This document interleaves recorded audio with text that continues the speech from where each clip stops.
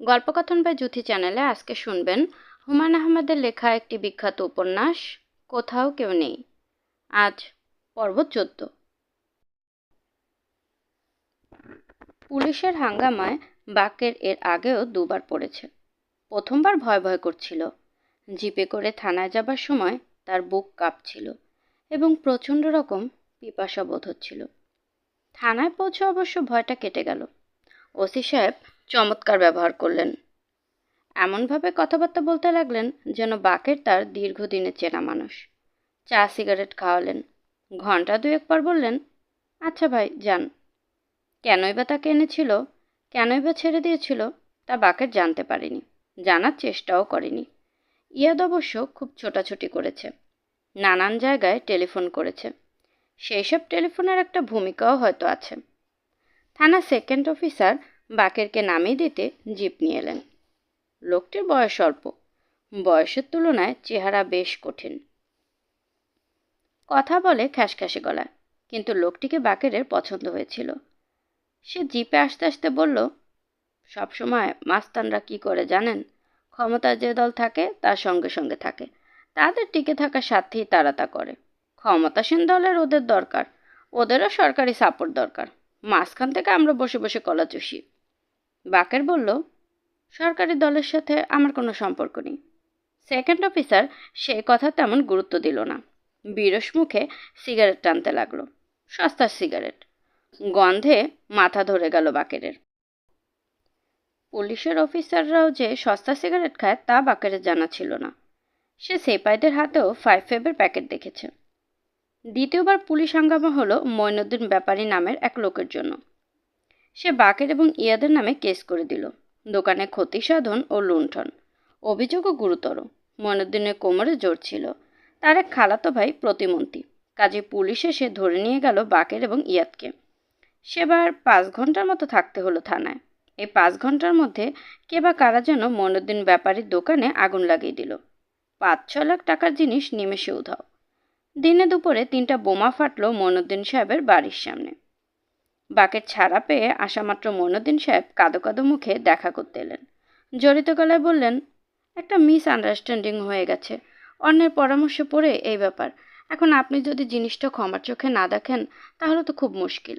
আপনি আমার ছোট ভাইয়ের মতো, বড় ভাই যদি না বুঝে একটা কাজ করে। জিপে করে পুলিশের কাছে যাওয়াটাই একটা সময় আনন্দের ব্যাপার ছিল। লোকজন তাকেই তাকিয়ে দেখছে, নেতা নেতা একটা ভাব হচ্ছে মনে। কিন্তু আজ সেরকম মনে হচ্ছে না। বাকেরে মনে হলো এবারের ব্যাপারটা অন্যরকম। কারণ থানার ওসি এক পর্যায়ে তাকে বলল, এইবার আপনার তেল কমাবো। একটা থানার ওসি তার সঙ্গে এইভাবে কথা বলবে কেন? রহস্যটা কোথায়? এই লোকই তো আগের দুবার তাকে ভাই ভাই বলেছে, চা এবং গরম ডাল পুরি এনে খাইয়েছে, ফেরত পাঠিয়েছে পুলিশের জিপে। আজ সে 3 ঘন্টা যাবৎ কাঠের একটা বেঞ্চিতে বসে আছে। ওসির ভাবভঙ্গি দেখে মনে হচ্ছে সে তাকে চিনতেই পারছে না। একটা লোককে ধরে নিয়ে এসেছে, এ নিয়ে কারো কোনো মাথা ব্যথা নেই। ওসি সাহেব বিয়েবাড়ির এক লম্বা চড়া গল্প ফেঁদেছেন। সবাই আগ্রহ করে গল্প শুনছে। সেতাবগঞ্জে বরযাত্রী যাবে, ভুলে গিয়ে উঠেছে নবীগঞ্জে। সেখানেও এক মেয়ের বিয়ে। সাজানো বাড়ি দেখে সবাই গিয়ে বর নিয়ে উঠল।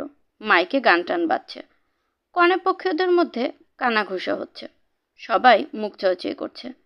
অচেনা বর, অচেনা লোকজন, দীর্ঘ গল্প, শেষই হতে চায় না। যারা শুনছে তারা হেসে গড়িয়ে পড়ছে। উৎসাহ পেয়ে ওসি সাহেব রসালো জায়গাগুলো দ্বিতীয়বার করে বলতে লাগলেন। বাকেরে মনে হলো এই গল্প শেষ হওয়া মাত্র দ্বিতীয় একটি গল্প শুরু হবে। সে শুকনা মুখে বলল, 1 গ্লাস পানি খাবো। ওসি সাহেব বললেন, পানি খেলেই পেশাব পেয়ে যাবে, চুপচাপ বসে থাকেন। ঠান্ডার দিনে তো পানি কিসের খাওয়া খাই। এতে হাসির স্রোত বয়ে গেল। বাকেরের বিস্ময়ের সীমা রইল না। দুপুর 1টা পর্যন্ত বাকের এই একই জায়গায় বসে রইল। একটার সময় ওসি সাহেব বললেন, ওকে হাজতে ঢুকিয়ে দিন। বাকের বলল, কি ব্যাপার আমাকে বলুন। ওসি সাহেব বললেন, সময় হলে সবই শুনবেন, সময় হয় নাই, এখনো বাকি আছে। এই কথাটা তো একটি হাসির স্রোত বইল। এই থানার ওসি সাহেব যে একজন রসিক ব্যক্তি, সে পরিচয় বাকের এর আগে পায়নি। বিভিন্ন পরিবেশে মানুষের বিভিন্ন পরিচয় পাওয়া যায়। হাজতের ছোট্ট ঘরটায় 9 জন হাজতি। এর মধ্যে একজন অসুস্থ। সে বিকট শব্দে বমি করছে। বমির চাপে চোখ উল্টে আসছে। কেউ তা নিয়ে মাথা ঘামাচ্ছে না। সবার চোখের দৃষ্টিতে এক ধরনের উদাস ভাব। দরজার পাশে সেন্টি পুলিশ দাঁড়িয়ে আছে। চোখে মুখে রাজ্যের নির্লিপ্ততা। বমি করার ব্যাপারটি সে দেখছে, কিন্তু সে দৃশ্য তার মনে কোনো ছাপ ফেলছে না। বাকের বলল, ভাই, এসব পরিষ্কার করার ব্যবস্থা করুন। লোকটাকে একটা ডাক্তার দেখান। পুলিশটি কোনো শব্দ করল না। বাকের দ্বিতীয়বার বলল, কি ব্যাপার ভাই, কিছু করুন। সন্ধ্যাবেলা জমাদার আসবে, তখন পরিষ্কার হবে। লোকটাকে এক গ্লাস পানি এনে দিন। পুলিশটি বড় একটি টিনের মগে এক মগ পানি এনে দিল। বাকের ধারণা ছিল সন্ধ্যার আগে অনেকে আসবে তার কাছে। তার ভাই হয়তো আসবে না, কিন্তু লোক পাঠাবে। সন্ধ্যা পর্যন্ত থাকতে হবে কষ্ট করে। ঘরে বমির কুৎসিত গন্ধ। সবাই নাকে রুমাল চাপা দিয়ে বসে আছে। টাকমাথার গোফওয়ালা একটি লোক বলল, বড় ভাই, আপনার কাছে সিগারেট আছে? না। টাকা তো আছে, সেন্টিকে দেন, সিগারেট এনে দিবে। ওকে 5টা টাকা দিতে হবে। আমার কাছে দেন, ব্যবস্থা করে দিচ্ছি। বাকের একটা 20 টাকার নোট বের করে দিল। টাকমাথার লোকটি বলল, আরও 5টা টাকা দেন, তাহলে ভালো কম্বল পাবেন। নয় এমন কম্বল দিবে ঘুমাতে পারবেন না। বাকের কিছু বলল না। থেকে খানা কিনে আনবেন। টাকা দিলে এরা বাইরে থেকে খাওয়া কিনে আনে। আমি আগে কিনেই আনতাম, এখন টাকা শেষ। আমার ছেলের টাকা নিয়ে আসার কথা, জোগাড় করতে পারছে না। আপনি কতদিন ধরে আছেন এখানে? 13 মাস। 13 মাস বলেন কি? এতদিন হাজতে রাখার নিয়ম নাই, কোর্টে নিতে হয়, জামিন দিতে হয়। জামিন না হলে জেলখানায় হাজত আছে। কিন্তু কিন্তু কি? না, কিছু না। করেছিলেন কি আপনি? 2টা খুন করেছি, টাকা খেয়ে করেছি। যাদের টাকা খেয়ে করেছি তারাই ধরিয়ে দিয়েছে। বড় ভাই, গোটা 10 টাকা ধার দিতে পারেন? আমার ছেলের টাকা নিয়ে আসার কথা, এলেই আপনাকে দিয়ে দেব। আপনার নাম কি? আমার নাম কবির উদ্দিন। বাড়ি হচ্ছে গিয়ে মুন্সিগঞ্জ। মুন্সিগঞ্জ গিয়েছেন কখনো? না। ভালোই করেছেন না গিয়ে, যাওয়ার মতো জায়গা না। আমি নিজেই যাই না। বাকের মানিব্যাগ খুলে 10টি টাকা বের করে দিল। ব্যাগে আরও 30টি টাকার মতো আছে। তার জন্য যথেষ্ট। সন্ধ্যার আগেই ব্যবস্থা হয়ে যাবে। সন্ধ্যার আগে কোনো ব্যবস্থা হলো না। কেউ এলো না বাকেরের কাছে। অসুস্থ লোকটি বিকট শব্দে বমি করতে লাগলো মাঝরাতে। বাকের ভেবেছিল এখানেই মরে পড়ে থাকবে। তা অবশ্য হলো না। ওসি সাহেব এসে তাকে হাসপাতালে পাঠালেন। হাজত ঘরে কোনো বাতি নেই, বাতির দরকারও নেই। বারান্দার আলো এসে পড়ছে, এটি দেখা যাচ্ছে। তবু ওসি সাহেব কি মনে করে যেন 5 ব্যাটারির টর্চ লাইট সবার মুখের উপর কিছুক্ষণ করে ধরতে লাগলেন। বাকেরের মুখের উপর তা অনেকক্ষণ ধরা রইল। এটা খুবই আশ্চর্যের ব্যাপার যে হাসান সাহেব বাকেরের গ্রেফতার হবার খবর পেলেন 1.5 দিন পর, তাও পত্রিকার মাধ্যমে। ছবি চাপা হয়েছে পত্রিকায়। কোনো খবরই তিনি দুবার পড়েন না, এটিও পড়লেন না। যদিও তার মন বলতে লাগলো এই খবরটা আবার পড়া উচিত এবং কিছু একটা করা উচিত। তিনি অবশ্য পরপর 2 কাপ চা খাওয়া ছাড়া আর কিছুই করলেন না। 11টায় বাজার আগেই বাসায় চলে এলেন। অফিসে তার কিছুই করার ছিল না। সেলিনা অসময়ে তাকে ফিরতে দেখে মোটেও অবাক হলেন না। যেন তিনি জানতেন হাসান সাহেব অসময়ে ফিরবেন এবং এজন্যই যেন সেজেগুজে অপেক্ষা করছিলেন। সেলিনা বললেন, তুমি কি 8 ঘন্টা নোটিসে চিটাগাং যেতে পারবে? কেন? পারবে কি না আগে বলো। না পারার তো কোনো কারণ দেখি না। তানিয়ার বিয়ে। এখন আবার বলে বসো না যে তুমি তানিয়াকে চেনো না। চেনো তো? হ্যাঁ, চিনি। তোমার খালাতো বোন। না, হয়নি, আমার ফুফাতো বোন। হঠাৎ বিয়ে ঠিক হয়ে গেছে। আমাকে টেলিফোনে বলল। আমি বলে দিয়েছি যেভাবেই হোক তোমাকে নিয়ে আমি কাল সকালে চিটাগাং উপস্থিত হব। হাসান সাহেব কিছু বললেন না। সেলিনা বললেন, কথা বলছো না কেন? কি বলবো? যেতে পারবে কি না? বিয়েটা সেরে সেই রাতেই না হয় ফিরে আসবো। রাত 10টায় ট্রেন আছে। আমি টিকিট কাটতে পাঠিয়েছি। অনেক দিন ট্রেনে চড়া হয় না। তোমার ট্রেনে চড়তে ইচ্ছে করে না? করে। তুমি যে প্রায় একটি কবিতা বলতে, কামরায় গাড়ি ভরা ঘুম, রজনী নিঝুম। হ্যাঁ, বলতাম। রাতের ট্রেনে জাস্ট আমরা দুজন। ইন্টারেস্টিং হবে না? আমার তো মনে হয় খুব ফান হবে। হবে হয়তো। আমি তোমার সুটকেস গুছিয়ে রেখেছি। কাজ তো তাহলে অনেক দূর এগিয়ে রেখেছো। হ্যাঁ, তা রেখেছি। ট্রেন ছাড়লো রাত 10টায়। হাসান সাহেবের বেশ ভালোই লাগছে। কামরায় গাড়ি ভরা ঘুম রজনী নিঝুম। কবিতাটি বারবার মাথায় ঘুরছে। দুজন মাত্র প্রাণী এ কামরায়, তাদের কেউ ঘুমোচ্ছে না। তবু এই কবিতার চরণটি মাথায় আটকে গেল কেন? ছেলে নাকি সব যেন বলছে। কিছুই মাথায় ঢুকছে না, কিন্তু শুনতে ভালো লাগছে। সেলেনার গলার স্বর চমৎকার। এই, তুমি কথা বলছো না কেন? শুনছি। দুজনে কথা বললে কে শুনবে? বাকেরের ব্যাপারটা নিয়ে কিছু করছো? হাসান সাহেব বললেন, তুমি জানতে? জানবো না কেন? কবে জানলে? যেদিন ধরে নিয়ে গেল সেদিনই। তুমি অফিসে চলে গেলে একটা ছেলে এসে আমাকে বলল। আমাকে তো কিছু বলনি। আমি জানলাম খবরের কাগজ পড়ে। সেলিনা চুপ করে রইলেন। হাসান সাহেব শান্ত স্বরে বললেন, আমাকে জানানো উচিত ছিল। আমার জানাতে ইচ্ছে করেনি। হাসান সাহেব আবার চুপ করে গেলেন। ট্রেন চলছে দ্রুত গতিতে। ঝিকঝিক শব্দ হচ্ছে। ছোটবেলায় এই শব্দের কত রকম গান মিশে যেত, এখন যাচ্ছে না। শুধু রজনী নিঝুম কথাটা এসে মিশছে। সেলিনা বলল, ঘুমিয়ে পড়েছ? না। বাকেরকে নিয়ে চিন্তা করতে হবে না, ওর বন্ধু বান্ধবরা ওকে ছাড়িয়ে আনবে। আমি বাকেরকে নিয়ে ভাবছি না। কি ভাবছো তাহলে? নিজের কথা ভাবছি। কোর্টে বাকেরের জামিন হলো না। তার বিরুদ্ধে 448 এবং 19/F ধারা দুটি অভিযোগ। এই দুটি অভিযোগই জামিনযোগ্য নয়। কোর্ট থেকে পুলিশ রিমান্ডের উদ্দেশ্য হচ্ছে তাকে আরও জিজ্ঞাসাবাদ করা, তার সহযোগী অপরাধীদের সম্পর্কে তথ্যাদি দেওয়া। কিন্তু কার্যক্ষেত্রে সেরকম কিছু হলো না। তাকে জিজ্ঞাসাবাদ করার ব্যাপারে পুলিশের কোনো রকম আগ্রহ দেখা গেল না। এর মধ্যে ইয়াদ এলো তাকে দেখতে। স্যুট পরা ভদ্রলোক, চুলের স্টাইল বদলে ফেলেছে, কিংবা কিছু একটা করেছে। তাকে চেনা যাচ্ছে না। সে চোখ কপালে তুলে বলল, অবস্থা কি? অবস্থা তো দেখতেই পাচ্ছিস। হেভি পেটন দিয়েছে মনে হচ্ছে, মুখ ফোলা। মারধর করেনি, মশায় কামড়ে মুখ ফুলেছে। মশারি দেয় না? বাকের উত্তর দিল না। তার প্রচণ্ড ইচ্ছে করছে গারদের ফাঁক দিয়ে হাত বের করে প্রচণ্ড একটা চর কষিয়ে দিতে। সে দাঁতে দাঁত চেপে মনে মনে বলল, হারামজাদা। আমি খবর পেয়েছি পরশু, বুঝলি? খবর শুনে আমার মাথায় কাঁটার মতো এসে পড়ল। বিনা মেঘে বজ্রাঘাত। আমি ভাবলাম, ব্যাপারটা কি? কোনো ঝামেলায় জড়ালি? নে সিগারেট নে। বাকের সিগারেট নিল। টাক মাথার কবিরউদ্দিন বলল, স্যার, আমাকে একটা দেন। আমি বাকের সাহেবের খোঁজ খবর করছি। ইয়াদ সিগারেটের প্যাকেট বাকের দিকে এগিয়ে দিল। রাজা মহারাজাদের মতো ভঙ্গি করে বলল, রেখে দে তোর কাছে। আর শোন, কোনো রকম চিন্তা করবি না। আমি আমার শ্বশুর সাহেবকে বলছি। সে কানেকশনওয়ালা আদমি। 2-3টে টেলিফোন করলেই দেখবি জামিন হয়ে যাবে। তোর ভাই কিছু করেছে? জানি না। বোধহয় কিছু করছে না। শুনলাম তার চাকরি নিয়ে সমস্যা হচ্ছে। কি সমস্যা? তা জানি না। বাংলাদেশে কি সমস্যা শেষ আছে নাকি? হা হা হা হা। বাকের পেট কাঁপিয়ে হাসতে লাগলো। এর মধ্যে তার একটা নাদোষ নুদোষ ভুঁড়িও হয়েছে। দেখলেই হাত বুলাতে ইচ্ছে করে। বাকের, বল।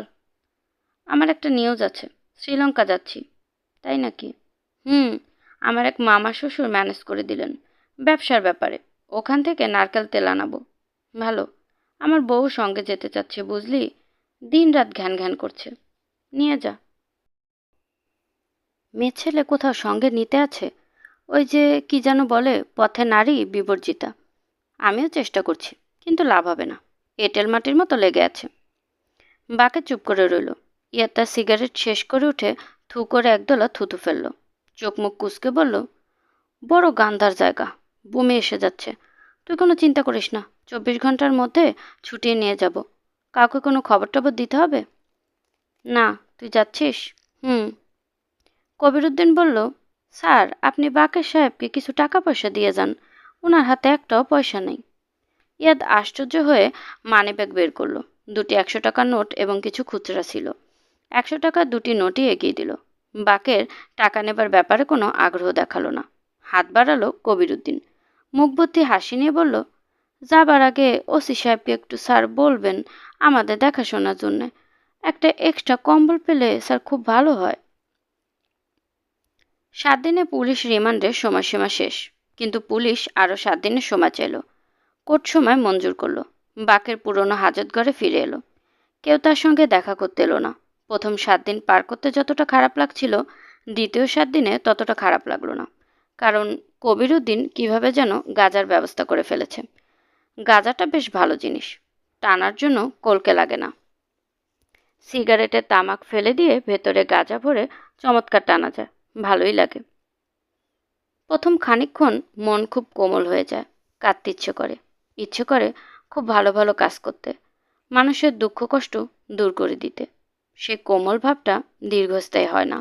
খানিকক্ষণের মধ্যেই জগৎ সংসার সম্পর্কে একটা বৈরাগ্য ভাব চলে আসে। এই বৈরাগ্যের ভাব সাধারণত দীর্ঘস্থায়ী হয়। সবচেয়ে বড় কথা, রাতের ঘুমটা ভালো হয়। এক ঘুমে রাত কাবার। ঢং ঢং করে এরা যে ঘণ্টা পিটে সে শব্দও কানে যায় না। অন্যান্য হাজতীদের সম্পর্কে প্রথম দিকে তার খানিকটা বিতৃষ্ণা ভাব ছিল, এখন সেটা নেই। এমন গরু ছাড়া পেয়েছিস, বগল বাজাতে বাজাতে চলে যা। তা না, সবাইকে জড়িয়ে ধরে আকাশ পাতাল কান্না। এইভাবে কাঁদলে অন্যদের চোখে পানি আসবেই।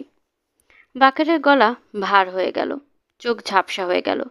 বহু চেষ্টায় গলার স্বর কর্কশ করে সে বলল, কি এত দেরি করছেন? বাড়ি চলে যান। আর এত কাঁদছেন কেন? মেয়ে ছেলে নাকি? চোখ মুছেন রে ভাই। জাহানারা অবাক হয়ে বলল, কি ব্যাপার? মামুন হাসি মুখে বলল, কোনো ব্যাপার না, এমনি এসেছি। এদিকে একটা কাজে এসেছিলাম, ভাবলাম এসেছি যখন দেখে যাই কেমন আছেন। ভালোই আছি। করছেন কি? দেখতেই তো পাচ্ছেন, ফাইল নিয়ে বসে আছি। জাহানারার ঠোঁট বিরক্তিতে বেঁকে গেল। মামুন অবাক হয়ে মোনার সঙ্গে জাহানারার অদ্ভুত একটা মিল খুঁজে পেল। মোনাও মাঝে মাঝে বিরক্তিতে ঠোঁট বাঁকাতো, ঠিক এই ভঙ্গিতে বাঁকাতো। মামুন বলল, লোন স্যাংশন হয়ে গেছে, সে খবরটাও দিতে এলাম। পুরনো খবর আগে একবার দিয়েছেন। ও আচ্ছা। মামুন অস্বস্তি বোধ করতে লাগলো। তার উঠে যাওয়া উচিত, কিন্তু উঠতে ইচ্ছে করছে না। বসে থাকতে ভালো লাগছে। আপনি বাড়ি খুঁজে পেয়েছেন? না। এখনো খুঁজছেন না খোঁজা বন্ধ করে দিয়েছেন? খুঁজছি। আপনি কি চা খাবেন? জি, খাবো। জাহানারা নিজে উঠে গিয়ে চায়ের কথা বলে এলো। মামুন লক্ষ্য করলো শুধু চা নয়, চায়ের সঙ্গে বিস্কিট দেবার কথাও বলছে, এবং ফিরে এসে বসেছে হাসি মুখে। আগের বিরক্তির লেশমাত্র নেই। আপনি কি এখনো শ্মশানে বেড়াতে যান? না, যাই না। আপনার কথার পর ভয়ে যাওয়া ছেড়ে দিয়েছি। বিকেলে কি করেন? ঘরেই থাকেন? হুম, বসে থাকা ছাড়া আর কি করব, গল্পের বই পড়ি। আপনার কাছে গল্পের বই আছে?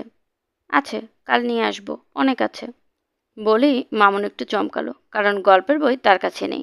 খুঁজলে টুজলে এক আধটা পাওয়া যেতে পারে, কিন্তু অনেক বই আছে এটা পুরো মিথ্যে। এত বড় একটা মিথ্যে কথা সে কেন বলল? এই মেয়েটার আচার আচরণ অনেকটা মোনার মতো, সেই কারণেই কি? জাহানারা বলল, কালই আপনাকে বই নিয়ে আসতে হবে না, পরের বার যখন এদিকে আসবেন নিয়ে আসবেন। আচ্ছা ঠিক আছে। আপনার কাজকর্ম কেমন এগুচ্ছে? কোন কাজকর্মের কথা বলছেন? ব্যাংক থেকে লোন নিয়ে যে কাজকর্ম চালানোর কথা ছিল, আমাদের তো রিপোর্ট করতে হবে। কাজ চলছে পুরোদমে, জিনিসপত্র আনতে যাব ঢাকা। জাহানারা কৌতূহলী হয়ে তাকালো। কবে যাবেন? এখনো ঠিক করিনি, শীঘ্রই যাব। আপনার কোনো খবর থাকলে দিবেন, আমি পৌঁছে দেব। কাকে পৌঁছে দেবেন? আপনার মাকে, তারা তো ঢাকাতেই থাকেন, তাই না? আমার কোনো খবর নেই। কোনো জিনিসপত্র দিতে চাইলে দিতে পারেন, কোনো রকম সংকোচ করবেন না। এখানে মোক্তার পাটি বলে একরকম পাটি পাওয়া যায়, মোক্তার গাছের ছাল দিয়ে তৈরি করা জিনিস। আমি জোগাড় করে দেব। আপনাকে কিছু জোগাড় করতে হবে না। আমি কোনো কিছু পাঠাতে চাই না। আপনার বদলি কি হয়ে গেছে? কিছুই হয়নি। হেড অফিসে দরখাস্ত করেছিলেন যে, তার কি হলো? জানি না। কিছু হয়নি নিশ্চয়ই, হলে কি আর এখানে পড়ে থাকতাম? নিন, চা খান। চা খাবার পরও মামুন ঘণ্টাখানিক বসে রইল। সে বুঝতে পারছিল জাহানারা বিরক্ত হচ্ছে, কিন্তু তার উঠতে ইচ্ছে করছে না। জাহানারা একবার বলেই ফেলল, চলে যান কেন? শুধু শুধু বসে আছেন। এই যাচ্ছি বলেও মামুন বসে রইল। জাহানারা চশমা পরে মাথা নিচু করে কাজ করছে। চশমা নাকের ডগার দিকে অনেকটা নেমে এসেছে। সুন্দর লাগছে দেখতে। এই মেয়েটির চোখ দুটি সুন্দর, কিন্তু চশমার জন্য সুন্দর চোখ আড়ালে পড়ে থাকে। যে ভদ্রলোক এই মেয়েটিকে বিয়ে করবে সে হয়তো বুঝতে পারবে না তার স্ত্রীর চোখ কত সুন্দর। আজ তাহলে যাই, আরেক কাপ চা খেতে চাইলে খেতে পারেন। মামুন উঠে দাঁড়িয়ে আবার বসে পড়ল। ইতস্তত করে বলল, আরেক কাপ চা অবশ্য খাওয়া যায়। জাহানারা হেসে ফেলল। হাসছেন কেন? এমনি হাসছি, আপনি আরাম করে বসুন, আমি চায়ের কথা বলে আসি। মামুন ঠিক আরাম করে বসতে পারল না। ম্যানেজার তার ঘর থেকে আর চোখে বারবার তাকাচ্ছে। তার চোখে মুখে এই বিরক্তির কারণটি কি? একজন মহিলা কর্মচারীর সামনে বসে কাজের ক্ষতি করছে, এটাই কি বিরক্তির কারণ?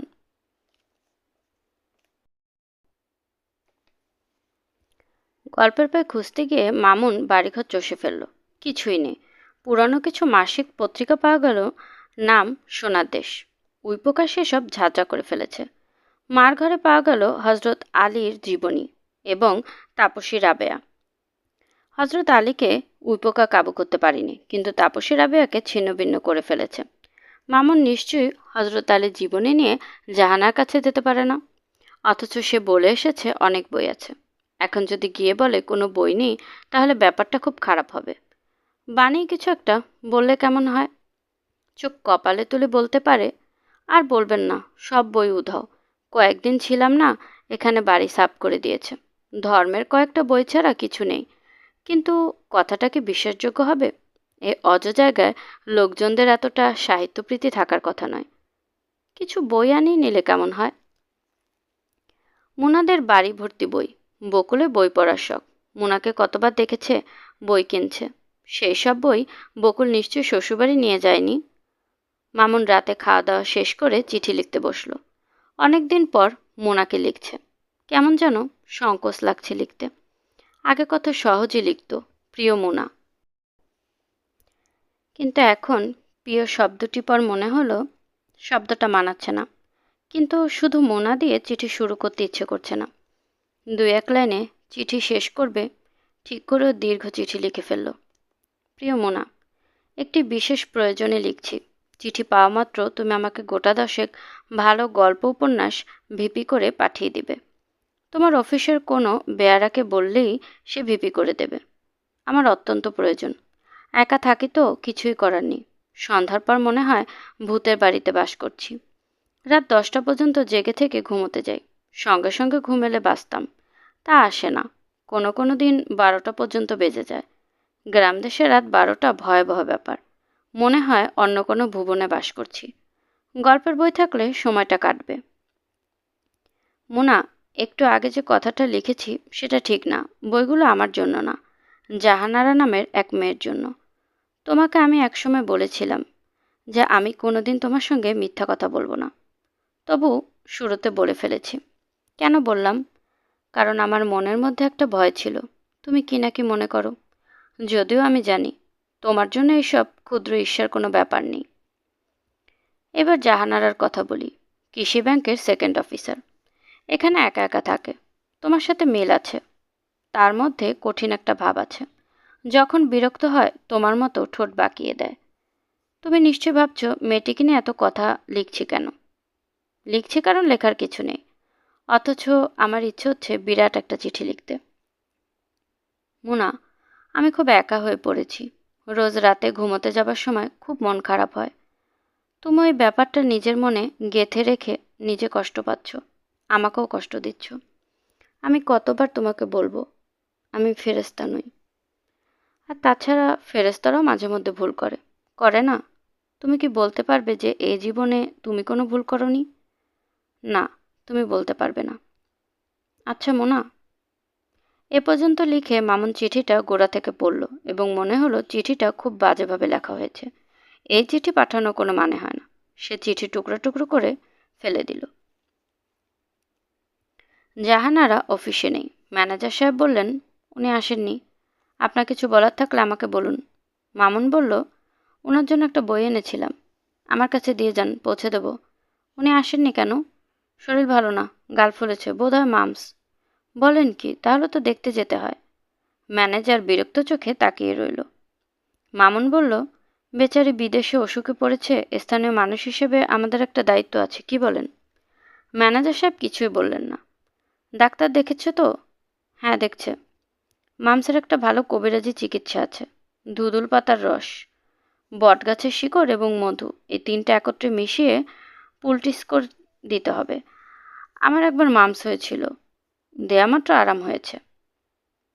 তাহলে যান, আপনার ওষুধ দিয়ে আসুন। আমার বাসা তো চেনেন না? হ্যাঁ, চিনি।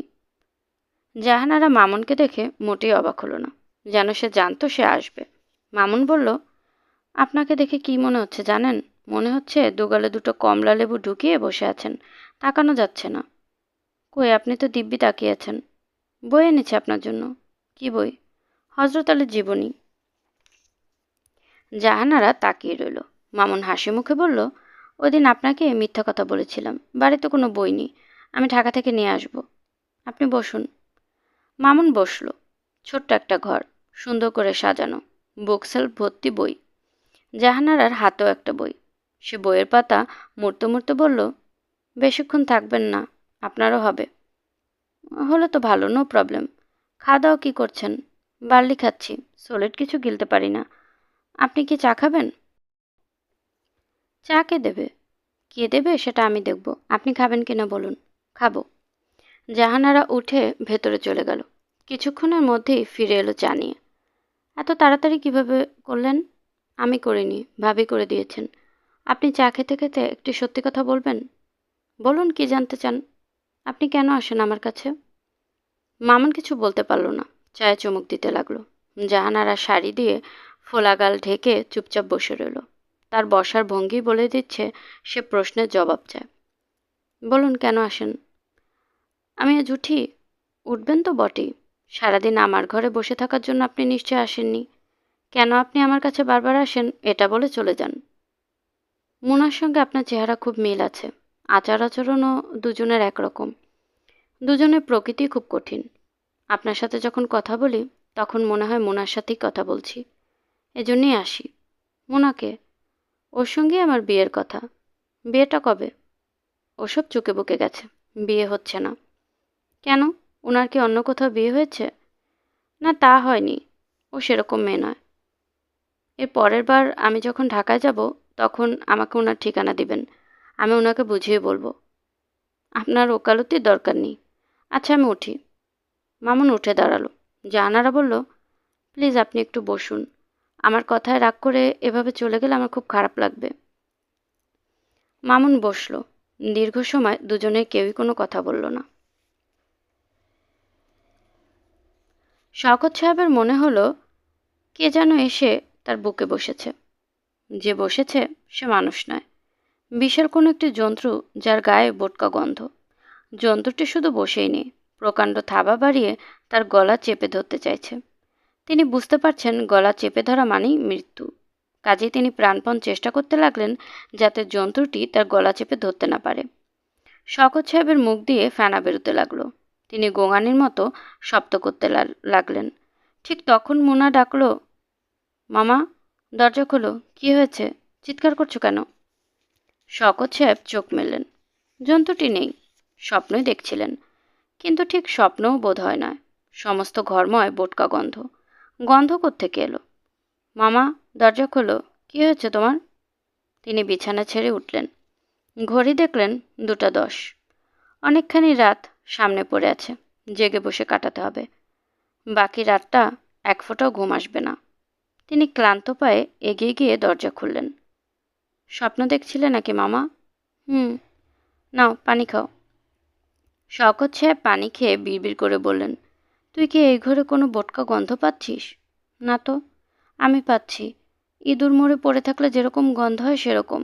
বলেই শওকত সাহেবের মনে হলো এই গন্ধের সঙ্গে তার পরিচয় আছে। তার স্ত্রীর মৃত্যুর আগে এই জাতীয় গন্ধ ছিল এই ঘরে। এত তীব্র ছিল না, কিন্তু ছিল। মুনা, কোনো রকম গন্ধ পাচ্ছিস না? হুম। তুমি কি বারান্দায় ঠান্ডা বাতাসের মধ্যে বসবে? শওকত সাহেব হ্যাঁ না কিছুই বললেন না। বারান্দায় ইজি চেয়ারে এসে বসলেন। উঠানে জ্যোৎস্না হয়েছে, দিনের মতো আলো, ফক ফক করছে চারদিক। মামা, এক গ্লাস গরম দুধ দিয়ে আসি? দুধ খাও, ঘুম আসবে। কিচ্ছু আনতে হবে না, তুই আমার পাশে বসে থাক। মোনা তার পাশে বসতেই তিনি নরম করে গলায় বললেন, বেশি দিন বাঁচব না, ডাক এসে গেছে। মোনা তরল গলায় বলল, এটা তো তুমি 5 বছর ধরেই বলছো, আজ নিশ্চিত হয়েছি। তাহলে তো ভালোই, কবে মারা যাচ্ছ জেনে গেলে আমরা যারা জানি না তাদের তো হচ্ছে অসুবিধা, সবসময় একটা অনিষ্টতার মধ্যে থাকতে হয়। শকত সাহেব মৃদু গলায় বললেন, সবসময় ঠাট্টা করিস না মা। তিনি মোনার হাত ধরলেন। মোনা লক্ষ্য করল মামার হাত অস্বাভাবিক শীতল, তিনি অল্প অল্প কাঁপছেন। কি স্বপ্ন দেখলে বলো তো শুনি। একটা জন্তু বুকের উপর বসেছিল। এই থেকেই তোমার ধারণা হয়ে গেল তুমি আর বাঁচবে না? তিনি কিছুই বললেন না। মোনা সহজ ভঙ্গিতে বলল, ধরো তুমি যদি মরেই যাও, তাতে খুব আফসোস থাকার কথা নয়, বড় সমস্যার সমাধান করেছ, মেয়ের ভালো বিয়ে দিয়েছ, কারো কাছে তোমার কোনো ধার দেনা নেই। তাছাড়া শওকত সাহেব মোনাকে থামিয়ে দিয়ে বললেন, তুই একটা বিয়ে করলে আমি খুব সহজে মরতে পারবো। বলতে চাচ্ছ আমি তোমাকে মরতে দিচ্ছি না? তিনি কিছু বললেন না। মোনা বলল, আমাকে নিয়ে কোনো রকম চিন্তা করবে না মামা, আমি বেশ আছি। তুমি মরে গেলেও আমার কোনো অসুবিধা হবে না। শওকত সাহেব থেমে থেমে বললেন, আমি মামুনকে একটা চিঠি লিখেছি, ওকে আসতে লিখেছি। এই কাণ্ড আবার কবে করলে? পরশুদিন। ও এলে তোর কথা শুনবো না আর কোনো। মোনা মাথা নিচু করে বসে রইল। শওকত সাহেব বললেন, ঝগড়াঝাটি ঝামেলা এসব হয়, এটাকে এত বড় করে দেখলে পৃথিবী চলে চলে না, কম্প্রোমাইজ করতে হয়। তুমি ব্যাপারটা জানো না বলে এসব বলছো, জানলে এরকম করতে না। শোনো, তোমাকে আমি বলি, এরপরও যদি তুমি ওকে বিয়ে করতে বলো আমি করব। মন দিয়ে শোনো আমার কথাটা মামা, শোনো। আমি মামুনকে নিয়ে বাড়ি দেখতে গিয়েছিলাম কল্যাণপুরে। একটা বাড়ি পছন্দ হলো আমাদের। ও বাড়ি ভাড়া করলো। একদিন বিকেলে ওই বাড়িতে গিয়েছি, জিনিসপত্র সাজাচ্ছি। ও হঠাৎ দরজা বন্ধ করে ফেলল। বাকিটা তোমাকে তো আর বলতে হবে না মামা, খুবই সহজ গল্প। এ ধরনের একটা ঘটনা আমার ছেলেবেলাতেও ঘটেছিল। তখন আমার বয়স 13। তোমাদের কাউকে কিছু বলিনি। আমার মনটা অসাড় হয়ে গেছে মামা, ঘেন্না ধরে গেছে। মোনার চোখ দিয়ে পানি পড়তে লাগলো। শওকত সাহেব কোনো কথা বললেন না। উঠোনের জ্যোৎস্নার দিকে অবাক চোখে তাকিয়ে রইল। মোনা নিজেকে চট করে সামলে নিল। শাড়ির আঁচলে চোখ মুছে বলল, একটা কাজ করা যাক মামা, আমি বরং বকুলকে লিখে দেই এখানে আসার জন্য। হঠাৎ ঘর খালি হয়ে গেছে তো, তাই তোমার এরকম লাগছে। ওরা এলে ভালো লাগবে। এখন আর তোমার মনে হবে না কোনো জন্তু তোমার বুকে বসে আছে। মোনা খিলখিল করে হেসে ফেলল। পর মুহূর্তে হাসি বন্ধ করে গম্ভীর মুখে বলল, বকুল বোধহয় কোনো কারণে আমার উপর রাগ করেছে। এ কথা বলছিস কেন? বিয়ের পর আমাকে একটি চিঠিও দেয়নি। শওকত সাহেব বিস্মিত হয়ে বললেন, কোনো চিঠি লেখেনি? না, কেউ আমাকে পছন্দ করে না মামা। আমার মধ্যে কিছু একটা বোধহয় আছে যা মানুষকে দূরে সরিয়ে দেয়। শুনছিলেন হুমায়ুন আহমেদের লেখা একটি উপন্যাস, কোথাও কেউ নেই। আজ পর্ব 14। আজকে পর্বটি কেমন লাগলো কমেন্ট করে জানাতে ভুলবেন না। আমি আমার নিজের মতো করে আপনাদেরকে গল্প পাঠ করে শোনানোর চেষ্টা করছি, তাই ভুল ত্রুটি কিছু হলে আশা করি ক্ষমাসুন্দর দৃষ্টিতে দেখবেন। এবং গল্প পাঠ ভালো লাগলে প্লিজ আমার চ্যানেলটিকে সাবস্ক্রাইব করবেন। চ্যানেল অন্যদের সাথে শেয়ারও করতে পারেন। গল্পকথন বাই জুথি চ্যানেলের সাথেই থাকবেন আশা করছি। আল্লাহ হাফেজ।